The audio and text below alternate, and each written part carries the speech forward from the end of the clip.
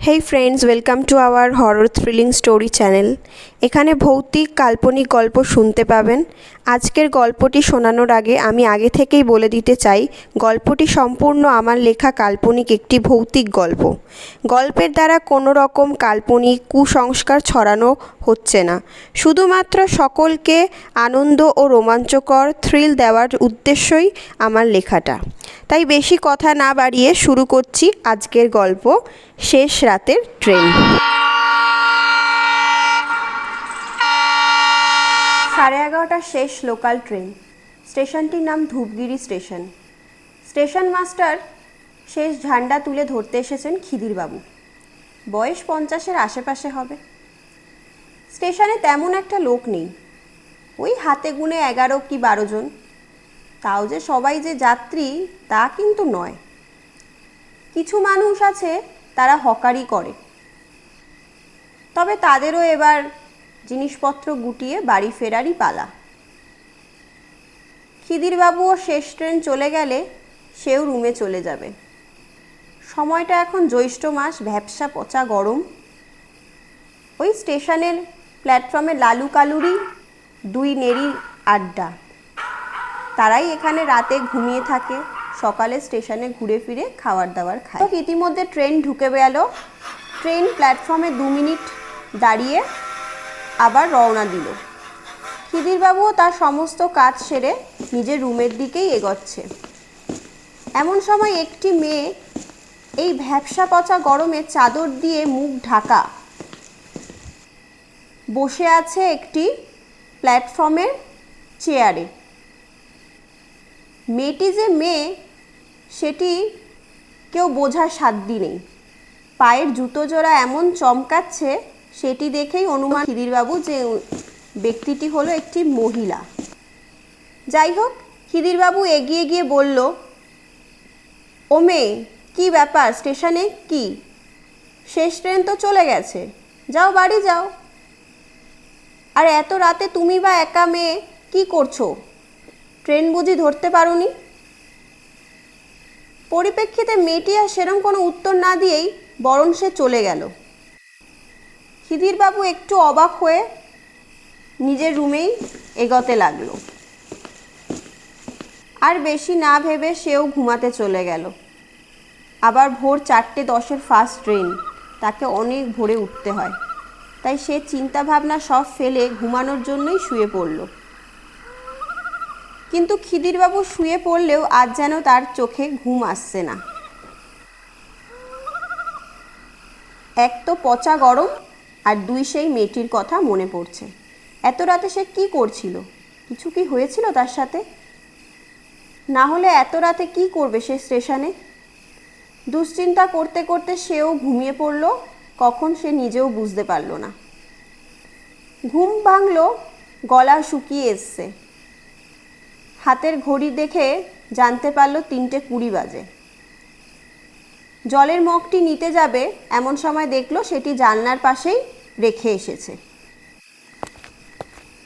এগিয়ে জল নিতে গেছে, হঠাৎ সে জানলার বাইরে চোখ যেতেই দেখল কেউ যেন বসে আছে। তেমনভাবে দেখা যাচ্ছে না, কারণ যেদিকটায় বসেছিল সেদিকটা স্ট্রিট ল্যাম্পের আলো পৌঁছাচ্ছে না। আরে এ কি সেই মেয়েটি, নাকি আবার কোনো মাতাল এসে বসলো? টেবিলের ড্রয়ারে রাখা টর্চ বার করে সে ওই অন্ধকার ছায়াতে মারতে দেখলো জায়গাটা ফাঁকা। খিদিরবাবুও ভাবল সে ভুল দেখেছে ঘুমের চোখে। মেয়েটির কথা ঘুমানোর আগে সে বেশি ভাবছিল, তাই তার অতিরিক্ত কল্পনায় ঘুমের ঘোরেই সে এই ভুল দেখেছে। আর সে বেশি কিছু না ভেবে বিছানায় এসে শুয়ে পড়ল। বেশিক্ষণও হাতে নেই, হাতে বড় জোর 30 মিনিট। তাই চোখ বন্ধ করে শুয়ে থাকলো। ঘুম আর সেরম এলো না। ঘড়িতে 4টের ঘন্টা শুনে খিদিরবাবু উঠে বসলো। একটু ফ্রেশ হয়ে এগিয়ে এলো স্টেশনের প্ল্যাটফর্মের দিকে। ট্রেন আসতে 2 মিনিট বাকি। এমন সময় কন্ট্রোল রুমে ফোন এলো।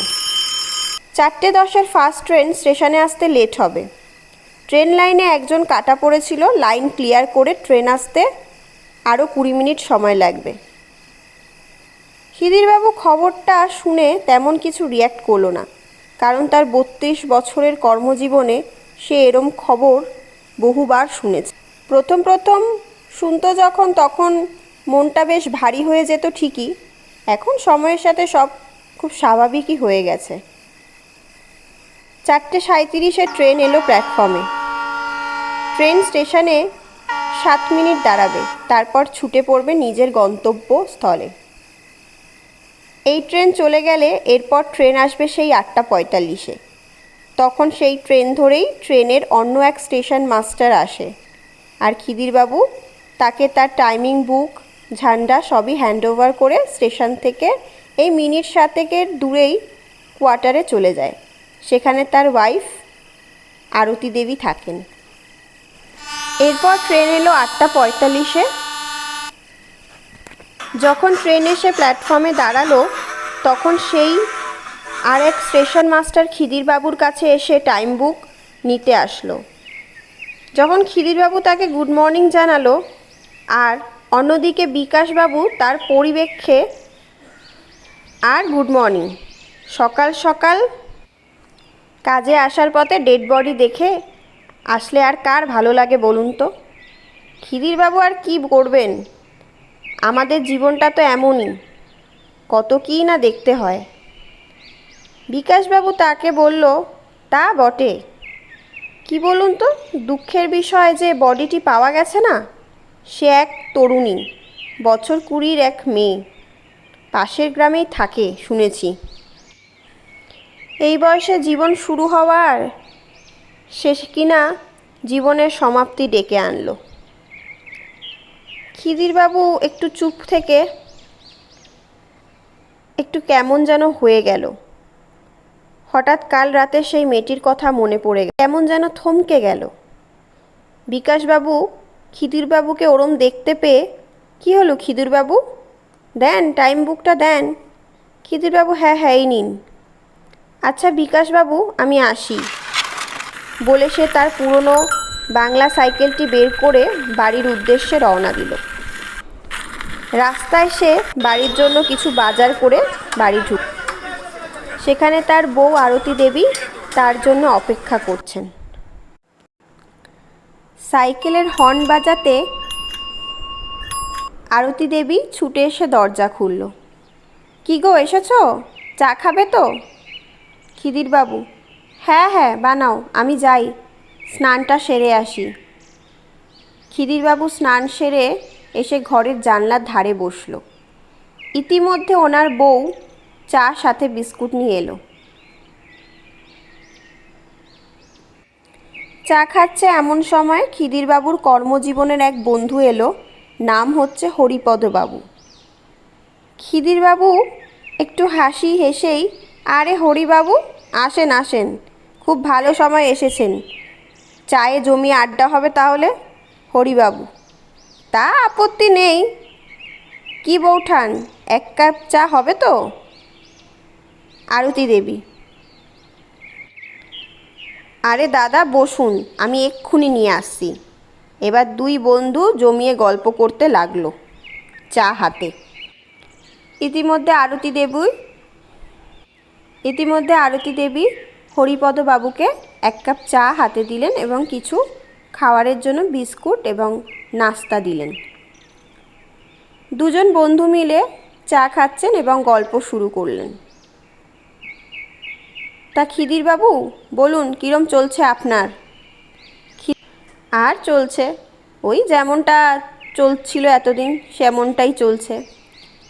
বুঝলেন হরিবাবু, আমাদের এই কাজের জীবনটা তো জানেনই, সেই একঘেয়ে, শুধু মাঝে মাঝে কিছু ঘটনা ঘটে আর এই কি।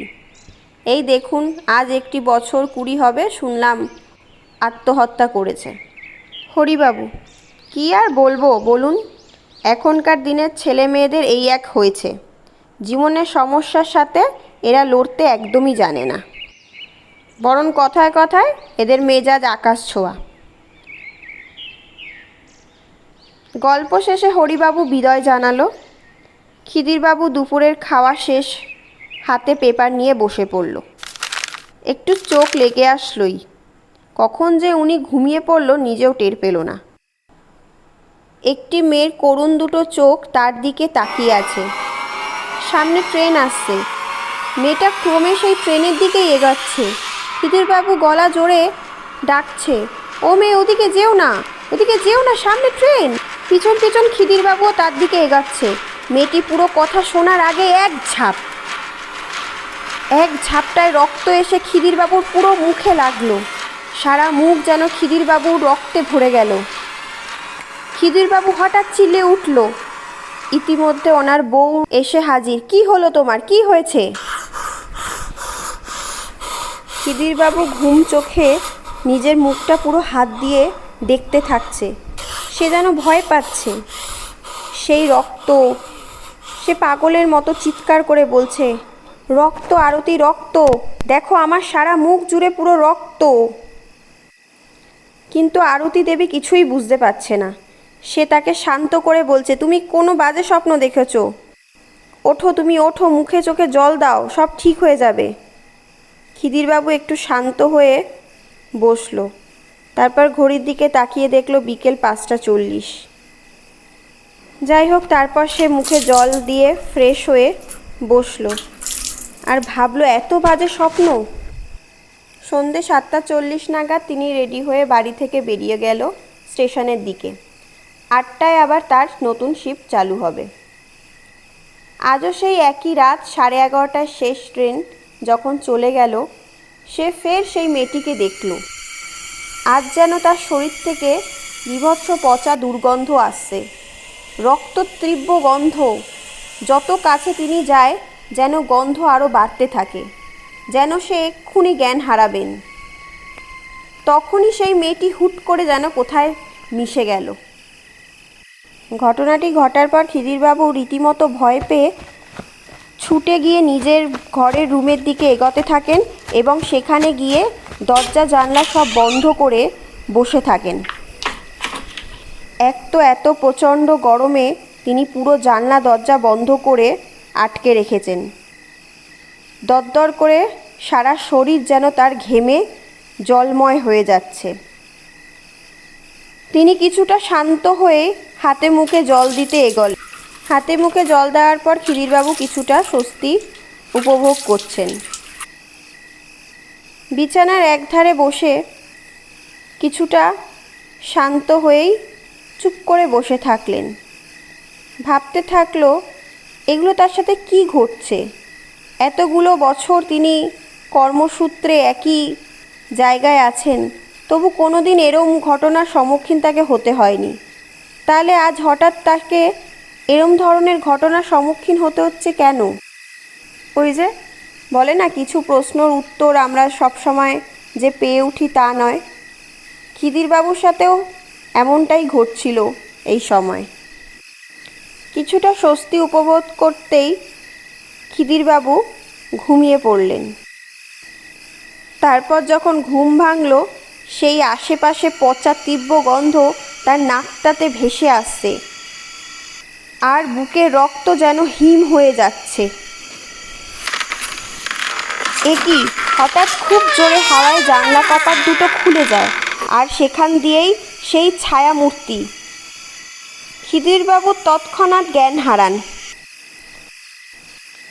হুঁশ আসে যখন ভোরের ফার্স্ট ট্রেনের চালক তাকে বাইরে না দেখতে পেয়ে তার দরজায় নক করে। ট্রেন চালক, কী ব্যাপার খিদিরবাবু, আপনাকে এত বছর ধরে চিনি, কোনো দিন তো এমন হয়নি। আপনার কি শরীর খারাপ হয়েছে? আচ্ছা ঠিক আছে, আপনি শুধু আমাকে টাইম বুকটা দিন, আমি সই করে চলে যাই। চালক সই করে চলে গেল। আজ যখন বাড়ি ফেরে তখন ভীষণ দুর্বল দেখাচ্ছে তাকে। বউ জিজ্ঞেস করলো, কি হয়েছে,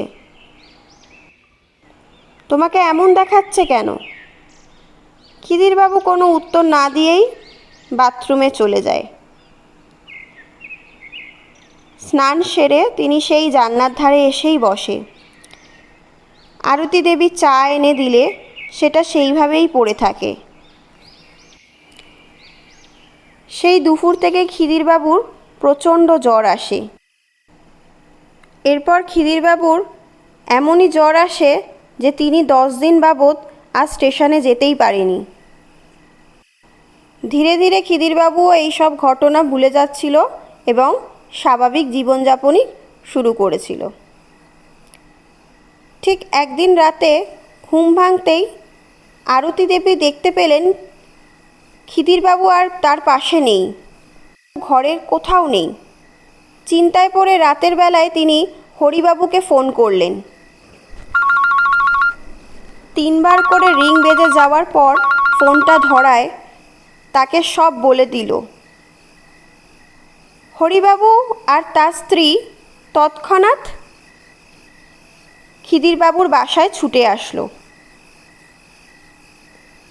তারা সবাই আশেপাশে খুঁজতে লাগলো, এমনকি স্টেশনেও যায় যদি সেখানে গিয়ে থাকে খিদিরবাবু, কিন্তু না, সেখানেও তাকে পাওয়া যায়নি। সেদিন সকাল 9টার দিকে ফোন আসে খিদিরবাবুর বাসায়। পুলিশ জানায় তার স্ত্রী আরতি দেবীকে সে যেন যত তাড়াতাড়ি সম্ভব হসপিটালে আসে। ফোন শুনেই দেরি না করে হরিবাবুর সাথেই তিনি চলে এলেন। তখন খিদিরবাবু বেহুশ অবস্থায় হসপিটালের একটি বেডে শুয়ে আছেন।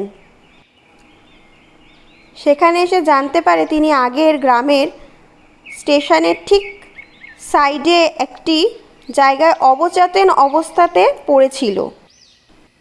একজন তাকে সেই অবস্থায় দেখতে পায়। পরে গ্রামের আরও কিছু মানুষের সহযোগিতায় তাকে হসপিটালে নিয়ে আসা হয়। এসব কথা শুনে আরতি দেবী অবাক হয়ে যান এবং কান্নায় ভেঙে পড়ে। বাবুর স্ত্রী তাকে সান্ত্বনা দেয়। কিছুক্ষণ বাদে খিদিরবাবুর হুঁশ আসায় তাকে ডক্টর নর্মাল চেক আপ করে বাড়ি পাঠিয়ে দেন। তবে খিদিরবাবুকে এই ব্যাপারে জিজ্ঞেস করলে সে কিছুই বলতে পারে না। বাড়ি এসে বিশ্রাম করে এবং আরও 7 দিনের মতন তিনি ছুটি কাটায়। ইতিমধ্যে খিদিরবাবুর ছুটি কাটিয়ে তিনি কাজে যুক্ত হন। রোজকার মতোই যেমন কাটছিল তেমনই কাটছিল।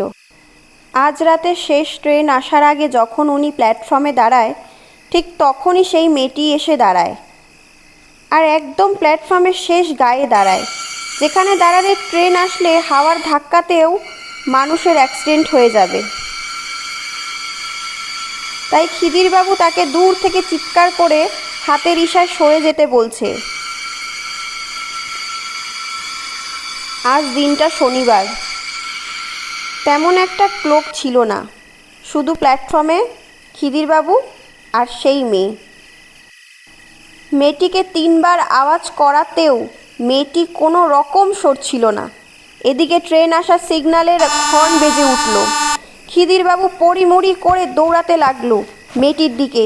সেই পচা গন্ধ তীব্র, তবু আজ সে কোনো কিছুই যেন তার হুঁশে নেই। তার মধ্যে শুধু মেয়েটিকে বাঁচানোর এক রাশ চেষ্টা। সেই নিয়ে হাত বাড়িয়ে এগোতে থাকলো ট্রেনের পুরো সামনের দিকে। খিদিরবাবু যেন কিছুই দেখতে পাচ্ছে না, কেবল তার সামনে সেই মেয়েটি, যাকে কিনা সে বিগত 1 মাস ধরে দেখে যাচ্ছে। এমন সময় মেয়েটা তার দিকেই তাকিয়ে ঘুরিয়ে দাঁড়ালো। খিদিরবাবু এমনই জোরে দৌড়াচ্ছিল যে সে বুঝতেই পারল না। তখন মেয়েটি তার মুখ থেকে সেই কালো চাদর সরিয়ে ফেলল। কি, এ তো একটা পচা গলা দেহ, মুখ ছিদ্র সব যেন গলে গলে পড়ছে। নিজেকে আটকানোর করুণ চেষ্টা, কিছুতেই যেন সে আজ পারছে না। সে কেবলই মেয়েটির দিকে এগিয়ে আসছে। সামনে ট্রেন। খিদিরবাবু সেকেন্ডের মধ্যে ঝাঁপ, হাতটা সেই মেয়েটির দিকেই বাড়ানো। মুহূর্তের মধ্যে সব শেষ। সেই দিন সকালে খিদিরবাবুর বডি হসপিটালে পাঠানো হয়। বাড়ির লোক আসে তার সেই ট্রেনে ছিদ্রে যাওয়া বডি নিতে। হসপিটালে যখন বউ কান্নাকাটি করছিল, তখন হরিবাবুও ছিল সেখানে। ট্রেনের চালকের কাছে জানতে পারে পুলিশ, তিনি ট্রেনের দিকে হাত বাড়িয়ে ছুটছিল, এমন করে যেন কাউকে বাঁচানোর চেষ্টা করছে। কিন্তু সে স্পষ্ট দেখেছে সেখানে কেউ নেই। বারে বারে হর্ন দেওয়াতেও সে সরেনি, কেবল হাত বাড়িয়ে ছুটছে পাগলের মতো। কে জানতো এমন ভয়ানক মৃত্যু অপেক্ষা করছে খিদিরবাবুর জন্য। হরিপদবাবুর স্ত্রী কোনো রকম আরতি দেবীকে সামলানোর চেষ্টা করছে। ইতিমধ্যে খিদিরবাবুর ছেলেও হাজির হয়ে যায়। কর্মসূত্রে সে বাইরে থাকতো। 1 মাস আগেই সে ছুটি কাটিয়ে গেছিল। সেও কি জানতো এমন বীভৎস ঘটনাও তাকে শুনতে হবে? বাবার দেহ দাহ করে সব কাজ মিটিয়ে বাড়ি ফিরছে। মা আজ একা হয়ে গেছে। মাকে কোনো রকম সান্ত্বনা দেওয়ার চেষ্টা করছে, কিন্তু আরতি দেবী কিছুই যেন শুনছে না। তবুও সে মায়ের কাছে গিয়ে বসে বলল, মা, আর তো এখানে থেকে লাভ নেই, তুমি চলো আমার সাথে, বাবার কাজটা মিটে যাক। আরতি দেবী চুপ। সে বিশ্বাসই করতে পারছে না তার সাথে এমন কেন ঘটল, বা কিছু বুঝতেই পারছিল না। আরতি দেবীর কাছে তার ছেলে জানতে চাইল বাবার ব্যাপারে, কি হয়েছিল, এরমটা কেন হলো। আরতি দেবী চুপ করে একটি জায়গায় বসে আছে। তার মুখ থেকে যেন কোনোই আওয়াজ বেরাচ্ছে না। সে আসলে বিশ্বাস করেই উঠতে পারছে না যে তার সাথে কি ঘটলো, আর এমনটাই বা কেন ঘটলো। খিদিরবাবু ও আরতি দেবীর একমাত্র ছেলের নাম ঋষিকেশ। কর্মক্ষেত্রে সে খুব একটা দিন হয়নি, 6 মাসই হয়েছে সে কর্মসূত্রে নতুন যুক্ত হয়েছে। 1 মাস আগেই সে ছুটি কাটিয়ে তার কাজের সেখানে চলে গেছিল। ছেলে বাবার ব্যাপারে জানতে চাইল। তখন তাকে বলল, সবটা যেদিন তুই চলে গেলি সেদিন থেকেই শুরু হয়েছে। তোর বাবা কেমন যেন হয়ে গেছিল, কোন একটা মেয়েকে দেখতে পেত, আর শুধু ঘুমের ঘোরে রক্ত রক্ত করে চেল্লাতো। বাকি পুরো ঘটনাটাও তাকে বলল। সে সবটুকু চুপ করে শুনল। পরে সে মাকে বলল, বাবার যখন এমন সমস্যা হয়েছিল আমাকে জানাওনি কেন? আমাকে তো বলতে পারতে মা, তুমি কেনই বা এত কিছু সব কিছু নিজে নিজে সহ্য করে গেছো। আরতি দেবী তাকে বলল, তোর বাবাই বারণ করেছিল রে, বলেছিল ওর নতুন জীবন শুরু, ওকে কোনো রকম ডিস্টার্ব করো না। আরতি দেবী এই কথাটি বলে ফুপিয়ে ফুপিয়ে কাঁদতে শুরু করলো। ঋষিকেশ মাকে কাঁদতে দেখে তাকে সান্ত্বনা দেওয়ার চেষ্টা করলো। মাকে কান্না থামিয়ে শান্ত হতে বলল। পরে রাতে মাকে একটু চিড়ে ভেজা জল খাইয়ে কোনো রকম জোর করে তাকে বিশ্রাম করতে পাঠায়। সবাই এখন যে যার ঘরে চলে গেছে। ঋষিও অন্য একটা ঘরে একটু রেস্ট নিতে শুরল। এতটা জার্নি করে এসেছে, সেই থেকে দৌড়াদৌড়ি, সেও যেন খুব ক্লান্ত। চোখের পাতা যেন জুড়ে আসছে। ঘুমিয়ে পড়ল সেও। হঠাৎ তার ঘুম ভাঙল একটি পচা গন্ধ, সেই তীব্র গন্ধ যেমনটা খিদিরবাবু পেত। উফ, কি গন্ধ! এত পচা গন্ধ কিসের? কি মরল? আশেপাশে কি কোনো ইঁদুর পচা কিছু হলো? একটু জানলাটা খুলে দিই। জানলা খুলতে যাবে কি, ঝড়ো হাওয়ায় ধূপ করে জানলা খুলে যায় নিমিষে। জানলা খুলতেই একটি ছায়ামূর্তি। ঋষি হতবাক হয়ে তাকিয়ে থাকে এবং ছায়ামূর্তিটিকে ভয়ে ভয়ে জিজ্ঞেস করতে থাকে, কে তুমি? কে ওখানে? কে এত রাতে বেলা? সামনে আসো, আলোর সামনে আসো, তোমার মুখ দেখাও। এত রাতে এখানে কি করছো? তখন বলে ওঠে, আমি শিখা গো, চিনতে পারছো না? শিখা? তুমি এত রাতে কেন এসেছো এখানে?